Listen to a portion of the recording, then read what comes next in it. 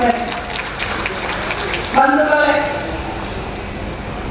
ಇವತ್ತು ಪ್ರಸ್ತುತ ಘಟ್ಟದಲ್ಲಿ ರಾಜ್ಯ ಸರ್ಕಾರದಲ್ಲಿ ಒಬ್ಬ ಮಹಿಳಾ ಮಕ್ಕಳ ಕಲ್ಯಾಣ ಇಲಾಖೆಯ ಸಚಿವೆಯಾಗಿ ಹಿರಿಯ ನಾಗರಿಕರ ಸಬಲೀಕರಣ, ವಿಶೇಷ ಚೇತನರ ಸಬಲೀಕರಣ ಸಚಿವೆಯಾಗಿ ನನಗೆ ಕೊಟ್ಟಂತ ಜವಾಬ್ದಾರಿಯನ್ನ ಅಚ್ಚುಕಟ್ಟಾಗಿ ಪ್ರಾಮಾಣಿಕವಾಗಿ ನಿಷ್ಠೆಯಿಂದ ತಮ್ಮೆಲ್ಲರ ಸೇವೆಯನ್ನ ಮಾಡ್ತಾ ಇದೆ.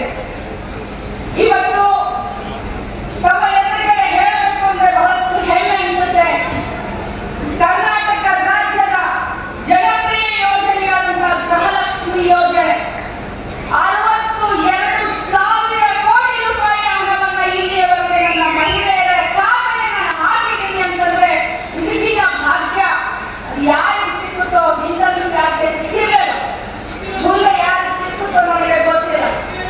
ಆದ್ರೆ ಬಂಧುಗಳೇ, ಒಬ್ಬ ಮಹಿಳೆಯಾಗಿ ಇವತ್ತು ಒಬ್ಬ ಮನೆಯ ಯಜಮಾನಿಗೆ ಆರ್ಥಿಕವಾಗಿ ಸಬಲೀಕರಣ ಮಾಡಬೇಕು, ಆರ್ಥಿಕವಾಗಿ ಅವರನ್ನ ಮೇಲೆತ್ತಬೇಕನ್ನುವಂತ ಒಂದೇ ಒಂದು ಕಾರಣದಿಂದ ಪ್ರತಿ ತಿಂಗಳು ನಮಗೆ 2,000 ರೂಪಾಯಿಯನ್ನು ಹಾಕ್ತಾ ಇದ್ದೇವೆ. ಇಲ್ಲಿಯವರೆಗೆ 26 ಕಂತುಗಳು ಅಂದ್ರೆ ವೈಯಕ್ತಿಕವಾಗಿ ಒಬ್ಬೊಬ್ಬರಿಗೆ 54,000 ರೂಪಾಯಿಗಳನ್ನು ಒಬ್ಬೊಬ್ಬರಿಗೆ 1,24,00,000 ಮಹಿಳೆಯರಿಗೆ ಒಬ್ಬೊಬ್ಬರಿಗೆ 54,000 ರೂಪಾಯಿಯನ್ನ ಮನೆ ಬಾಗಿಲಿಗೆ ತಲುಪಿಸುವಂತ ಕೆಲಸವನ್ನ ನಾನು ಪ್ರಾಮಾಣಿಕವಾಗಿ ಮಾಡಿದ್ದೇನೆ. ಬಂಧುಗಳೇ, ಕೊನೆಗಾಗಿ ಒಂದು ಮಾತನ್ನ ಹೇಳ್ತೇನೆ. ಬೇವಿನ ಬೀಜವನ್ನ ಬಿತ್ತಿ ಬೆಲ್ಲದ ಕಟ್ಟೆಯನ್ನ ಕಟ್ಟಿ ಹಾಲು ಜೇನು ತುಪ್ಪದ ಮಳೆಯನ್ನ ಸುರಿಸಿ ಸಿಹಿ ಬೇಕು ಅಂತ ಕೇಳಿದಾಗ ಸಿಹಿ ಸಿಗಲಿಕ್ಕೆ ಸಾಧ್ಯ ಇಲ್ಲ. ಪ್ರೀತಿಯನ್ನ ಹಂಚಿ, ಪ್ರೀತಿಯನ್ನ ಪಡ್ಕೊಳ್ಳಿ.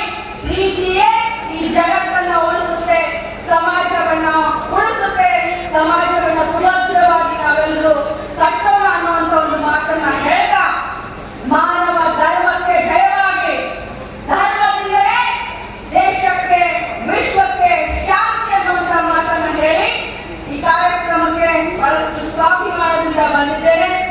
ನಮ್ಮೆಲ್ಲರ ಎದುರುಗಡೆ ಮಾತನಾಡುವಂತ ನನ್ನ ಮನಸ್ಸಿನ ಮಾತನ್ನ ತಮಗೆ ಹೇಳಲಿಕ್ಕೆ ಒಂದು ಅವಕಾಶವನ್ನು ಮಾಡಿಕೊಟ್ಟಂತ ಮಠದ ಶ್ರೀಗಳಿಗೆ ನಾನು ನಮಸ್ಕರಿಸುತ್ತಾ ತಮ್ಮೆಲ್ಲರಿಗೂ ಕೂಡ ವಂದಿಸುತ್ತಾ ಮತ್ತಷ್ಟು ಸುದ್ದಿಗಳಿಗಾಗಿ ನೋಡ್ತಾ ಇರಿ ಪಬ್ಲಿಕ್ ನ್ಯೂಸ್ 24x7. ಇದು ಸತ್ಯದ ಧ್ವನಿ.